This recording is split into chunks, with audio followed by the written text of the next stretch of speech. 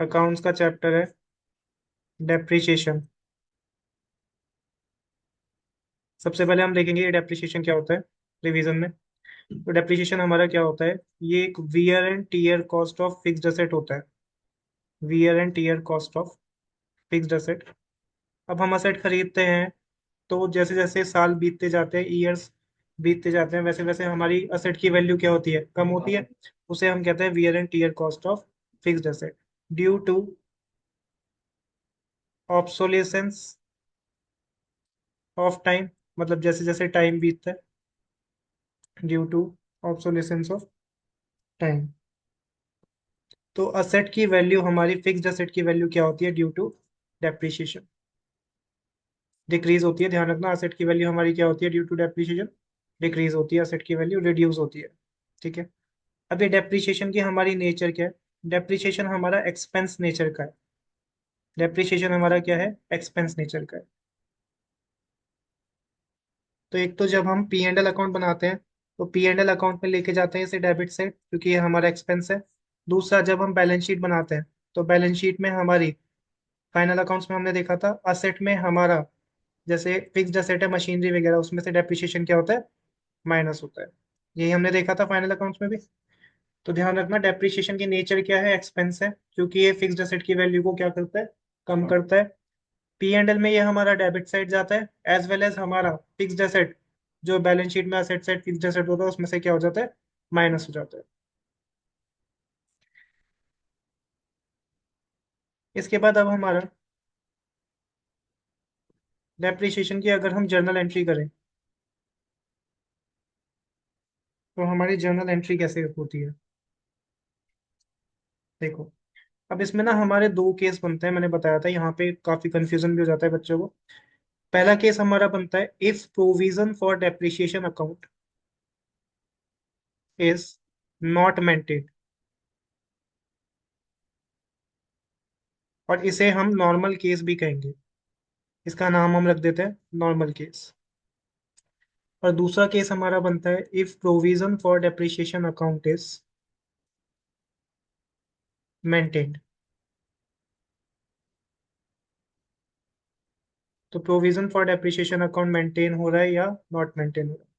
Provision for depreciation account हमारा क्या होता है, हम डेप्रिसिएशन को हर साल लगाते रहते हैं, जैसे हमने ईयर 1 में लगाया, 2 में लगाया, 3 में लगाया, और इकट्ठा डेप्रिसिएशन फिर हम एक अकाउंट में ट्रांसफर कर देते हैं, जिससे हम कहते हैं provision for depreciation account, PFD account.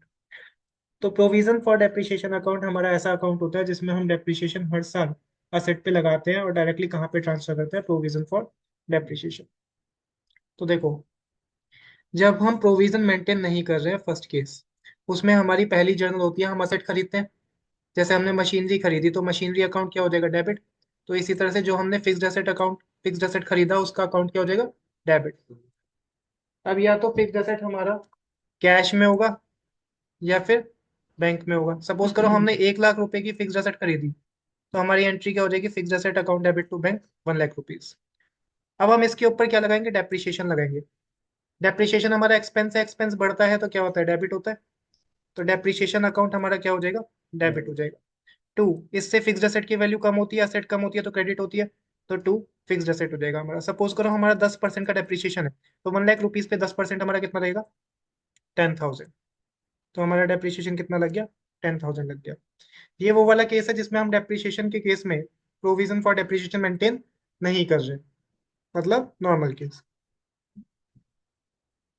अब मैंने अभी बताया था डेप्रिसिएशन हमारा पी एंड एल में भी जाता है। थर्ड एंट्री बनेगी profit and loss account debit to depreciation account. कितना हमारा पी एंड एल में चला गया, 10,000, 10,000। तो ये एंट्री बनती है अगर हमारा नॉर्मल केस है, प्रोविजन फॉर डेप्रिसिएशन मेंटेन नहीं हो रहा है, क्योंकि depreciation P and L account में जाता है ना, एक्सपेंस है, और expense P and L account के प्रॉफिट एंड लॉस के डेबिट साइड जाता है। तो profit and loss account debit to depreciation, ये ऊपर बताया था ना, कि ये रहा हमारा पी एंड एल में किस साइड जाता है, बैलेंस शीट में जाता है, लेकिन उसकी जर्नल नहीं होती है। वो फिक्स्ड एसेट की वैल्यू यहाँ पे रिड्यूस हो गई है।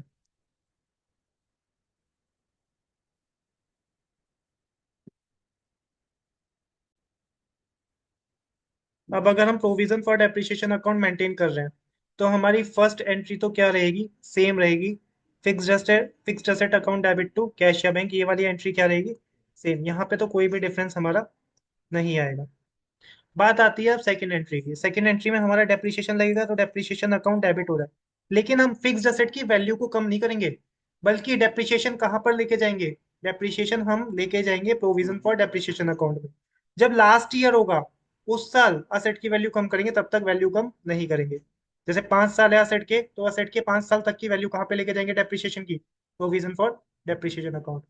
तो to provision for depreciation account, यहाँ ध्यान रखना, यहाँ पे क्या डिफरेंस है, प्रोविजन मेंटेन नहीं हो रहा है तो नॉर्मल फिक्स्ड एसेट की वैल्यू कम कर दी, लेकिन अगर प्रोविजन मेंटेन हो रहा है तो उस केस में depreciation debit to fixed asset नहीं होगा, depreciation debit to fixed asset नहीं होगा, बल्कि क्या होगा, depreciation debit to provision for depreciation account.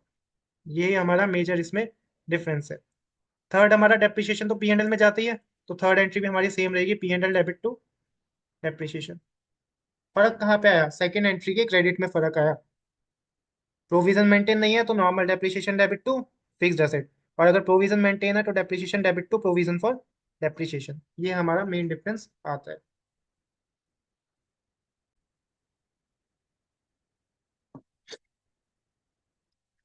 अब हमारे methods of calculating depreciation, methods of calculating depreciation, दो मेथड है हमारे। पहला मेथड है हमारा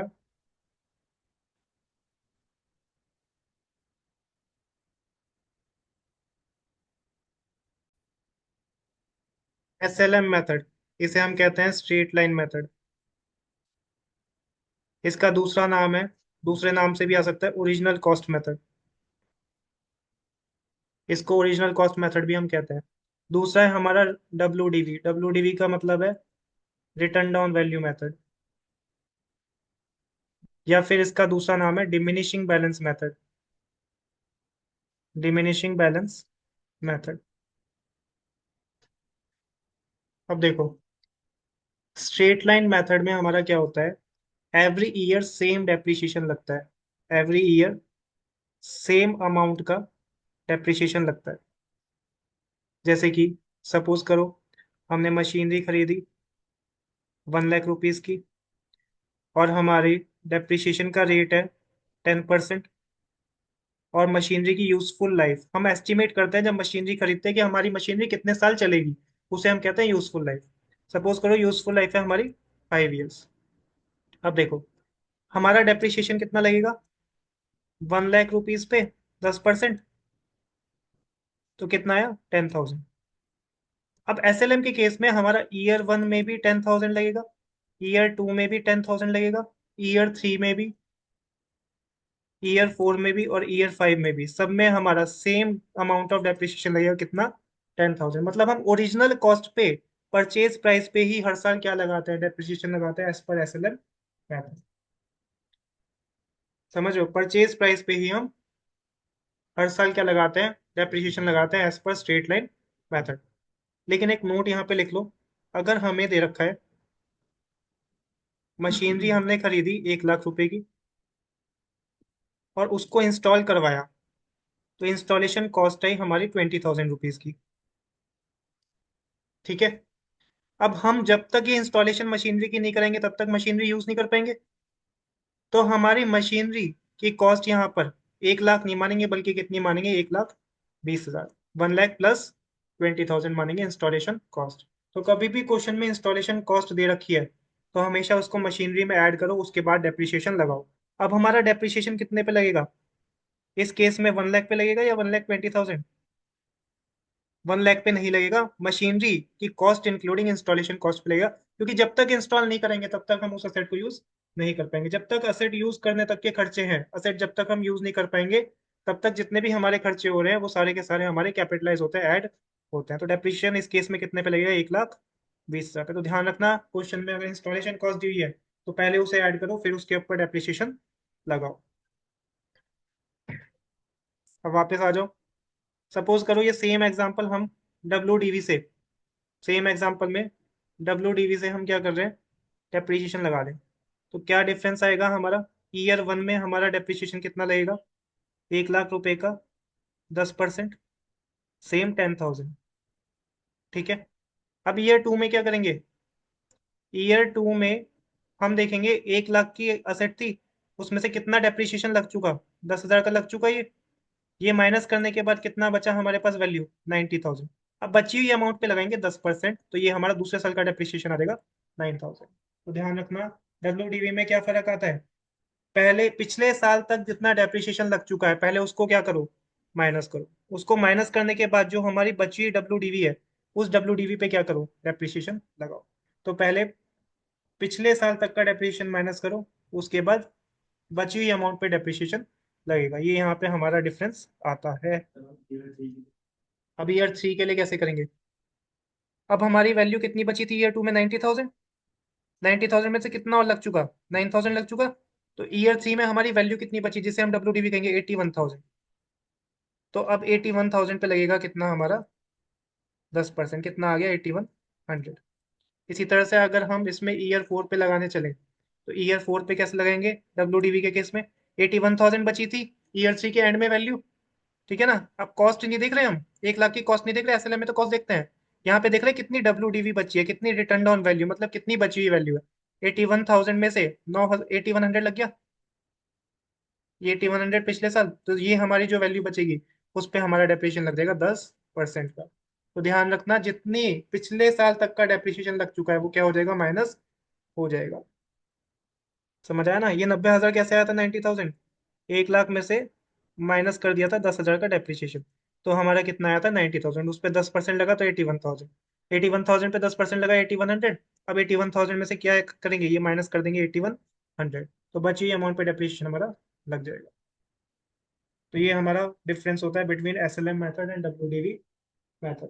ध्यान रखना, ये बहुत इंपॉर्टेंट है। डब्ल्यूडीवी के क्वेश्चन में कंफ्यूज मत हो जाना। जितना पिछले साल तक का डेप्रिसिएशन लग चुका है वो माइनस हो जाएगा। समझ आए? एक और एग्जांपल देखते हैं डब्ल्यूडीवी का।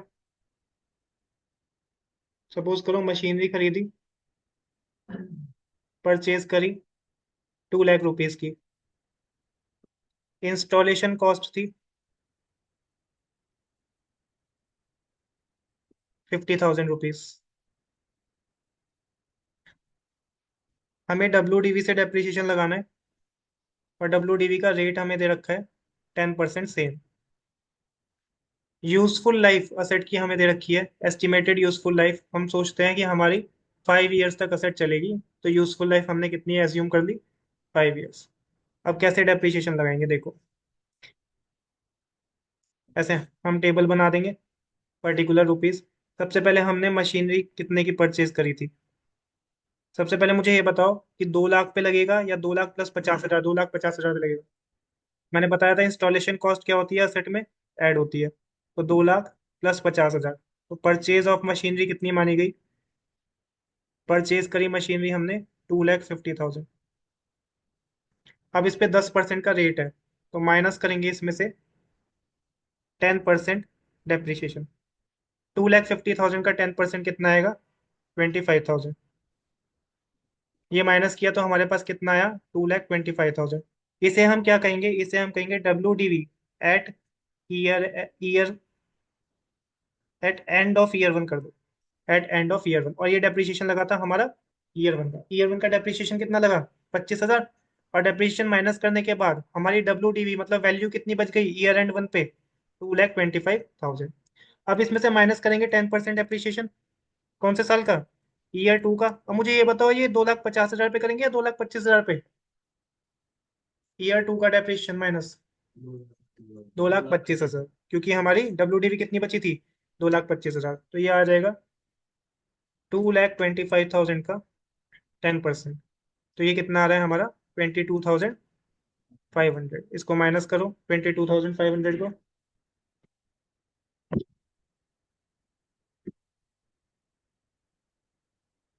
ये हमारी क्या आ जाएगी माइनस करके? डब्ल्यू आ जाएगी हमारी एज ऑन, कब आ जाएगी?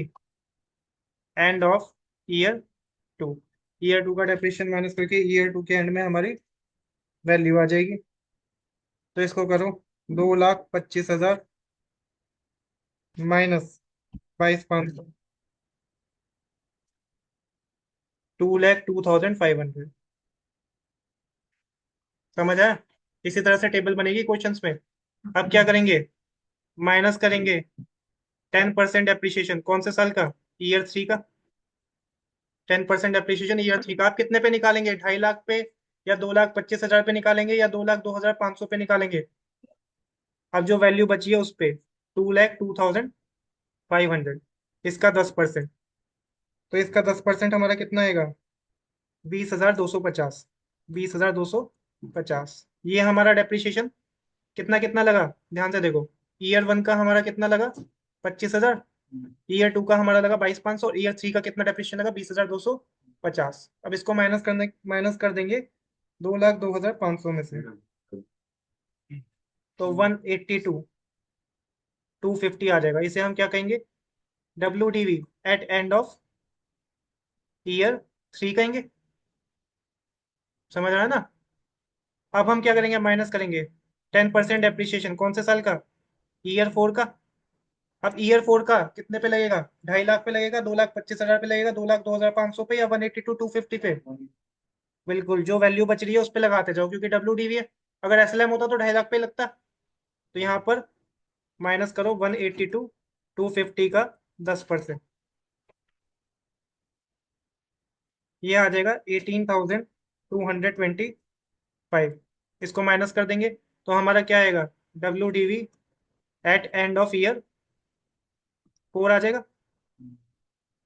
तो इसको माइनस कर दो 182,250 में से, तो 1,64,025 आ जाएगा हमारा WDV at end of year 4। अब अगर हमसे कहे कि 4 साल का डेप्रिसिएशन कितना है, तो पहले साल का 25,000, प्लस दूसरे साल का 22,500, तीसरे साल का 20,250, और फोर्थ ईयर का हमारा कितना है 18,225।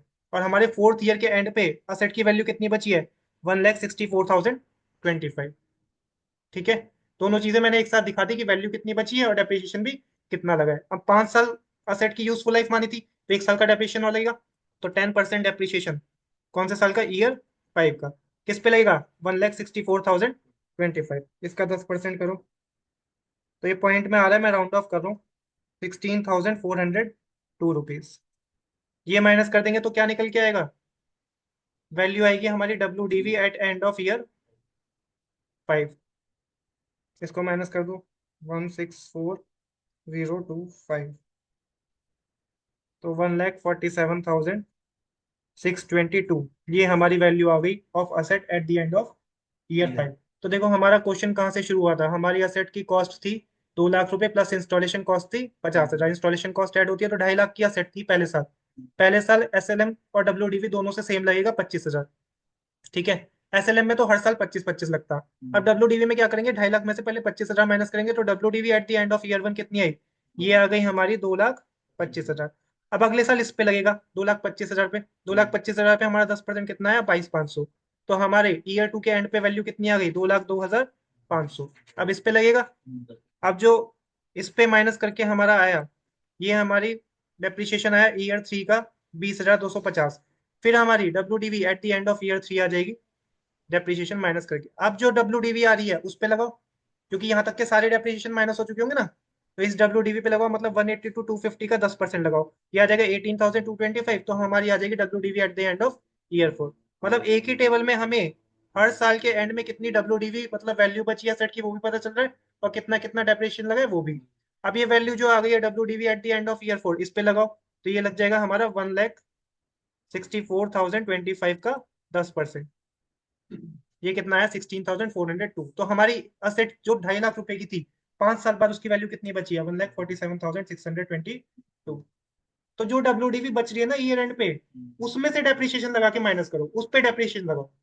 WDV का मतलब ही क्या है, जो वैल्यू बच रही है डेप्रिसिएशन के बाद, उस वैल्यू पे डेप्रिसिएशन लगा के हर साल माइनस करते रहो।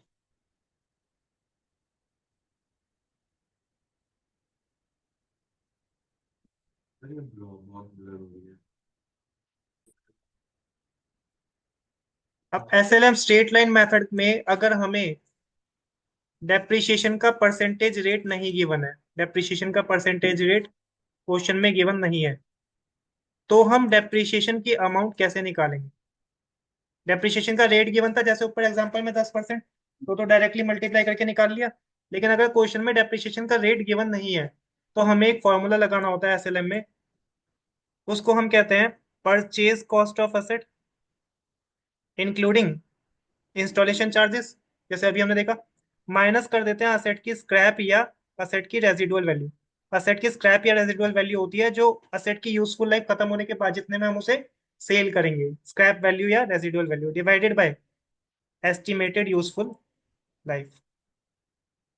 ये कौन सा डेप्रिसिएशन निकालने का फॉर्मूला है? एसएलएम मेथड का।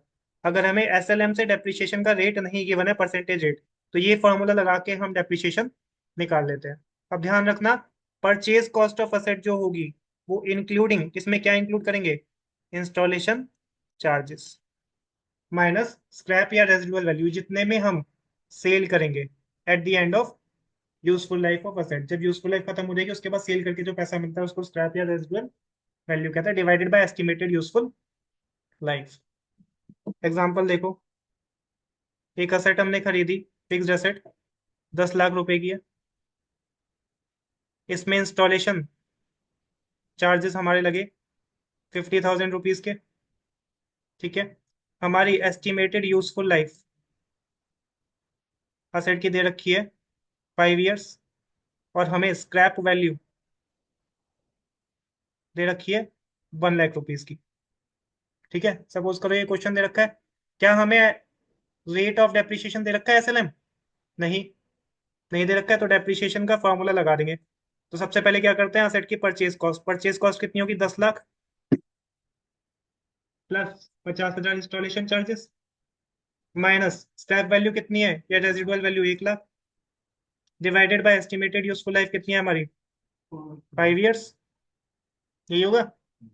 तो ये कितना हो जाएगा? 10,50,000 माइनस 1 लाख डिवाइडेड बाय 5। तो ये हो जाएगा 9,50,000 डिवाइडेड बाय 5। तो हमारा डेप्रिसिएशन कितना आएगा? 1,90,000 पर एनम। मतलब ईयर 1 से लेकर ईयर 5 तक हमारा ईच ईयर कितना कितना लगेगा डेप्रिसिएशन? 1,90,000, 1,90,000, 1,90,000, 1,90,000। हम्म, ये समझ आया? एसएलएम में तो हमारा सेम लगता है ना, एसएलएम में हर साल सेम लगता है। तो पर एनम लिखा है ना, हर साल कितना लग जाएगा? 1,90,000 पर एनम। फॉर्मूला लगा दिया, cost including installation charges minus scrap value divided by estimated useful life. तो 5 साल तक, क्योंकि 5 साल एस्टिमेटेड यूजफुल लाइफ है, तो 5 साल तक 1,90,000 का डेप्रिसिएशन लगेगा। ध्यान रखना, अगर रेट ऑफ डेप्रिसिएशन नहीं दे रखा है तो इस तरीके से हम निकालेंगे एसएलएम के केस में डेप्रिसिएशन।